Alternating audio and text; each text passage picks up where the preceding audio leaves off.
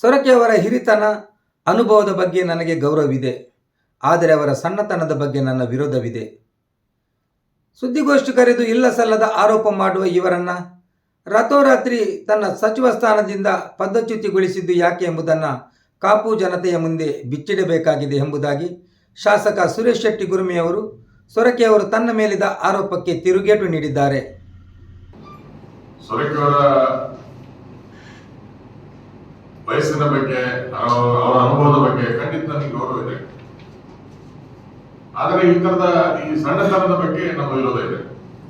2015ರಲ್ಲಿ ಸಿದ್ದರಾಮಯ್ಯ ಇವ್ರನ್ನ ಹಾಗಾಗಿ ಯಾವ ಕಾರಣಕ್ಕೆ ಇವ್ರನ್ನ ಏಕಾಏಕಿ ರಾತ್ರೋರಾತ್ರಿ ಇವ್ರನ್ನ ಪದಚ್ಯುತಿ ಮಾಡಿದ್ರು, ಮಂತ್ರಿಮಂಡಲ ಕಿತ್ತಾಕಿದ್ರು.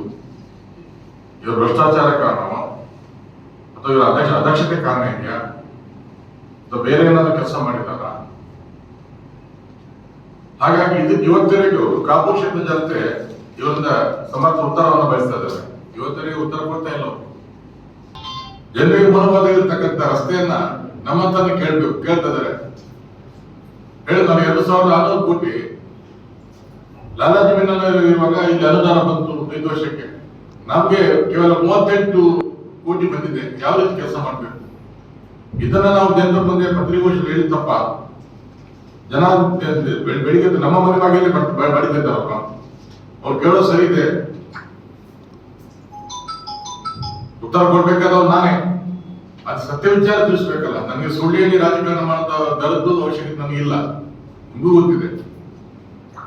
ವಾಸ್ತವ ವಿಚಾರನೇ ಜನಮಾನಸಕ್ಕೆ ಮುಟ್ಟಿಸುವಂತ ಕೆಲಸ ಮಾಡಿದ್ದೀನಿ. ಪತ್ರಿಕೆಗಳ ಮುಂದೆ ಯಾವತ್ತೂ ಸುಳ್ಳು ಹೇಳಿಲ್ಲ. ನಾನು ಮಾತಾಡಿದ್ರಲ್ಲಿ ಯಾವ್ದು ದಾಖಲೆ ಬೇಕಿದ್ರೆ ಖಂಡಿತ ಯಾರು ಹೇಳ್ಬೇಕಂತ ನನ್ನ ಕಚೇರಿ ಬಂದು ದಾಖಲೆ ಕೇಳ್ಬೋದು. ನಿವೇಶನ ಎಷ್ಟು ಡಿಮಾಂಡ್ ಇದೆ, ಮೊದಲು ಎಷ್ಟು ದುಡ್ಡು ಬಂದಿದೆ, ಈಗ ಬಂದಿರ್ತಕ್ಕಂಥ ದುಡ್ಡು ಎಷ್ಟು. ನಾನು ಅಭಿವೃದ್ಧಿ ಕೂಡ ಎಲ್ಲ ತಾರತಮ್ಯ ಮಾಡ್ತಾ ಇಲ್ಲ. ಭ್ರಷ್ಟಾಚಾರ ಮಿತಿ ಮೀರಿದೆ ಈ ಸರ್ಕಾರದಲ್ಲಿ. ಯಾರಿಗೆ ಕೇಳಬೇಕು, ಯಾರಿಗೆ ಹೇಳ್ಬೇಕು?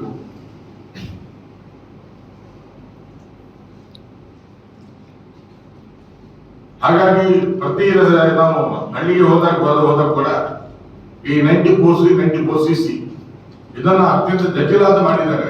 ಬಡವ ಮನೆ ಕಟ್ಟಿಗೆ ಆಗ್ತಾ ಇಲ್ಲ. ಕಾನೂನು ತೊಡಕು. ಜನ ಅಲ್ಲೂ ಕೆಲವರು ಮನೆ ಕಟ್ಟುವ ಒಂದು ಕನಸನ್ನೇ ಬಿಟ್ಬಿಟ್ಟಿದ್ದಾರೆ. ಹಾಗೆ ಸುಮಾರು 2,97,000 ಯಾರು ವಿದ್ಯಾವಂತರು ನಮಗೆ ಸರ್ಕಾರಿ ನೌಕರಿ ಸಿಗ್ತದೆ ಅಂತಕ್ಕಂಥ ಆ ಕನಸನ್ನೇ, ಆ ಆಶೆಯನ್ನ ಬಿಟ್ಟಿದ್ದಾರೆ ಯುವಜನಾಂಗ. ನಮ್ಗೆ ಜವಾಬ್ದಾರಿ ಇದೆ. ಸರ್ಕಾರ ಯಾವುದೇ ಇರ್ಬೋದು, ಯಾವ ಸರ್ಕಾರ ಇರ್ಬೋದು. 2,97,000 ಹುದ್ದೆ ಖಾಲಿ ಇದೆ.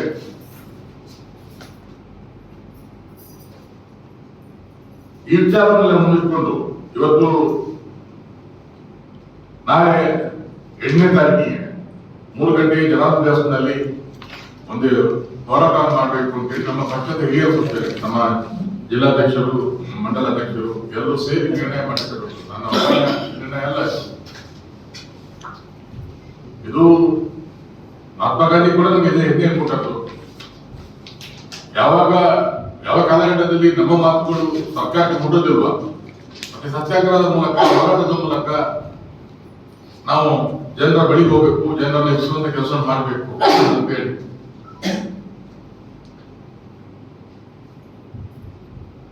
ಆಮೇಲೆ ನೀವು ಕಂಪೇರ್ ಮಾಡಿ ಬೇರೆ ರಾಜ್ಯದ ಡೀಸೆಲ್ ಪ್ರೈಸು, ನಮ್ಮ ಡೀಸೆಲ್ ಪ್ರೈಸು, ಬೇರೆ ರಾಜ್ಯದ ಸ್ಟ್ಯಾಂಪ್ ಡ್ಯೂಟಿ, ನಮ್ಮ ರಾಜ್ಯ ಸ್ಟ್ಯಾಂಪ್ ಡ್ಯೂಟಿ ಸ್ವಲ್ಪ ನೋಡ್ಬೇಕು. ಅದೆಲ್ಲ ಮನೆ ಮಾಡಿಸಿ ನಾವು ಜಗತ್ತಿಗೆ ಸತ್ಯ ಹೇಳ್ಬೇಕಲ್ವಾ? ಆತರ ಸುಳ್ಳು ಆಗ್ಬಾರ್ದಲ್ಲ.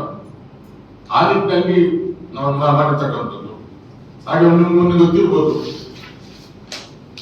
ನೀಟ್ ಪರೀಕ್ಷೆಯಲ್ಲಿ 152 ಸಲ ಪೇಪರ್ ಲೀಕ್ ಆಗಿದೆ. ಖಂಡಿತ ಕಾನೂನು ಬದಲಾವಣೆ ಆಗಬೇಕು. ಇದರ ಬದಲಾವಣೆ ಆಯ್ತು. 10 ಕೋಟಿ ದಂಡ, 10 ವರ್ಷ ಜೈಲು ಶಿಕ್ಷೆ ಮಾಡಿದ್ದಾರೆ. ಇದರಿಂದ ಖಂಡಿತ ಅವ್ರ ಮೇಲೆ ಯಾವ ದಾಕ್ಷಿಣ್ಯ ಕೂಡ ತೋರಿಸಬಾರ್ದು. ಮಕ್ಕಳ ಭವಿಷ್ಯ ಜೊತೆ ನಮ್ದು 2 ಗಂಡು ಮಕ್ಕಳಿದ್ದಾರೆ. ಖಂಡಿತ ಅವರ ಭವಿಷ್ಯದ ಚೆಲ್ಲಾಟ ಆಗಬಾರದು. ಅವ್ರು ಯಾರೇ ಇರಲಿ, ಇದನ್ನೆಲ್ಲ ಕಾನೂನು ಶಿಕ್ಷೆ ಮಾಡ್ಬೇಕು, ಮತ್ತೆ ಶಿಕ್ಷೆ ಕಠಿಣ ಶಿಕ್ಷೆ ಆಗ್ಬೇಕು. ಅದು ನಮ್ಮ ಒತ್ತಾಯಗಳು ಅದೇ ಇರುವಂತದ್ದು. ಆಗಿದೆ ಕೂಡ ಪಾರ್ಲಿಮೆಂಟ್ ಅಲ್ಲಿ ದಿನನಿತ್ಯ ಚರ್ಚೆ ಆಗ್ತದೆ, ಅರ್ಥಪೂರ್ಣ ಚರ್ಚೆ ಆಗ್ತದೆ, ಬಿಲ್ ಪಾಸ್ ಆಗಿದೆ. So we have to put an end to that ಅಲ್ವಾ. ಮೆಡಿಕಲ್ ಎಮರ್ಜೆನ್ಸಿ ಜನ ಸಾಯ್ತಾ ಇದ್ದಾರೆ. ಮೆಡಿಕಲ್ ಎಮರ್ಜೆನ್ಸಿಯಲ್ಲಿ ನಾವು ಇಲ್ಲಿ ಕಳಿಸಿದ್ರು ಕೂಡ ಅದು ರಾಜ್ಯದಲ್ಲಿ ವಾಪಸ್ ಬರ್ತಾ ಇಲ್ಲ, ಜನ ಸತ್ಯ ಹೋಗ್ತಾ ಇದ್ದಾರೆ. ಹೇಳಿದ್ರು 4 ವರ್ಷ BPL ಕಾರ್ಡ್ ಕೊಡ್ಲಿಲ್ಲ, ಅಟ್ಲೀಸ್ಟ್ ಮೆಡಿಕಲ್ ಒಂದು ಎಮರ್ಜೆನ್ಸಿ ಕೊಡಿ ಅಂತ ಹೇಳಿ ಮಾಡಿದ್ರು ಕೂಡ ಅದಕ್ಕೂ ಅಂದ್ರೆ ಏನಾಗಿದೆ, ಸರ್ಕಾರಕ್ಕೆ ಕಣ್ಣು ಕಿವಿ ಎರಡೂ ಇಲ್ಲ. ಯಾರತ್ರ ಕೇಳಬೇಕು, ಯಾವಾಗ ಹೇಳ್ಬೇಕು, ಯಾವ ಮಂತ್ರಿ ಒಂದು ದುಡ್ಡಿಲ್ಲ ಅಂತ. ಸತ್ಯ ವಿಚಾರ, ಸುಳ್ಳು ಹೇಳುದಿಲ್ಲ. ಯಾವ ಅಧಿಕಾರಿಗೂ ದುಡ್ಡಿಲ್ಲ ಅಂತ. ನಿನ್ನೆ ಸಣ್ಣ ನೀರಾವರಿ ಇಲಾಖೆ ಎಕ್ಸಿಕ್ಯೂಟಿವ್ ಫೋನ್ ಮಾಡಿದೆ.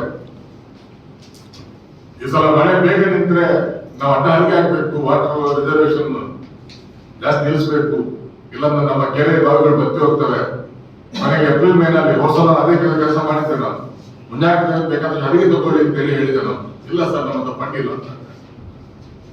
ಗೊತ್ತಿಲ್ಲ, ಈಗ ಹೊಸ ಸರ್ಕಾರ ಬಂದ ಮೇಲೆ ಇದು ವ್ಯವಸ್ಥೆ ಮಾಡಿದ್ರೆ ಬೇರೆ ಹಾಕಿ ನಾವು ಅಭಿನಂದಿಸ್ತೀವಿ. ನಾವು ಯಾವ್ದು ಅಭಿವೃದ್ಧಿ ವಿರೋಧಿಗಳಲ್ಲ, ನಾವೇ ಮಾಡಬಾರ್ದು, ಜನಕ್ಕೆ ತೊಂದರೆ ಆಗಬಾರ್ದು.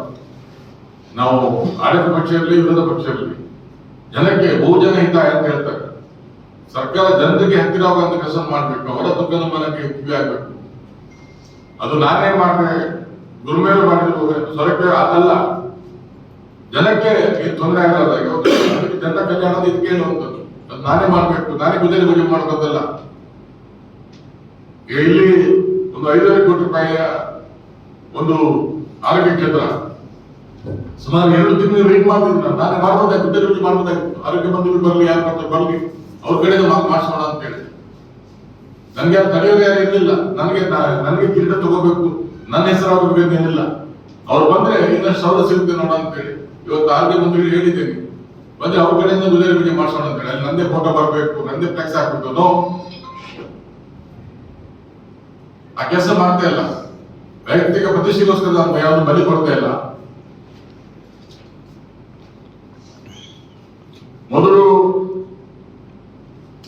ಒಂದು ಮನೆ ಬಿದ್ದರೆ ಯಡಿಯೂರಪ್ಪ 5 ಲಕ್ಷ ರೂಪಾಯಿ ಕೊಡ್ತೇವೆ. ಇವತ್ತು ಅದನ್ನು 1,20,000 ರೂಪಾಯಿಗೆ ಇಳಿಸಿದ್ದಾರೆ. ಮೊನ್ನೆ ಅದನ್ನು ಮ್ಯಾಕ್ಸಿಮಮ್ ಆಗಿ 50,000 ರೂಪಾಯಿ, ಸಂಪೂರ್ಣ 50,000 ರೂಪಾಯಿ, 1,20,000 ಕೊಟ್ಟಾಗ ಈಗ ಎಮರ್ಜೆನ್ಸಿ 50,000 ರೂಪಾಯಿ ಮಾಡಿದ್ದಾರೆ. ಸಾಧ್ಯ ಇದೆಯಾ? ಇವತ್ತಿನ ದಿನಮಾನಗಳಲ್ಲಿ ಯಡಿಯೂರಪ್ಪರು ಆಗ ವರ್ಗೀಕರಣ ಮಾಡಿದ್ರು, ABC ಅಂತೇಳಿ. ಶೇಕಡ 25 ಹಾನಿಗೊಳಗಾದ್ರೆ 50,000 ರೂಪಾಯಿಯನ್ನ, ಅದಕ್ಕಿಂತ ಮೇಲೆ ಹಾನಿಯಾದ್ರೆ 50% ಶೇಕಡ ಹಾನಿ ಆದ್ರೆ 3 ಲಕ್ಷವರೆಗೆ, ಸಂಪೂರ್ಣ ಹಾನಿಗೆ ಆದ್ರೆ 5 ಲಕ್ಷವರೆಗೆ ಅವರು ಮಾಡಿದ್ರು. ಇಮಿಡಿಯೇಟ್ ಕೊಡ್ತಾ ಇದ್ರು ಕೂಡ. ಹೋದಾಗ ಇಮಿಡಿಯೇಟ್ ತಹಶೀಲ್ದಾರ್ ಹೋಗಿ ಅದನ್ನ ಸೆಟಲ್ ಮಾಡ್ತಾ ಇದ್ರು. ಈಗ ಏನಾಗ್ತಾ ಇದೆ, 6,000 ರೂಪಾಯಿ ಕೊಡ್ತಾರೆ. ಸಂಪೂರ್ಣ ಹಾನಿ ಆದ್ರೆ 1,20,000 ಮತ್ತೆ ಆ ಮನೆ ಹೇಳಿಕ್ಕಿದೆಯಾ?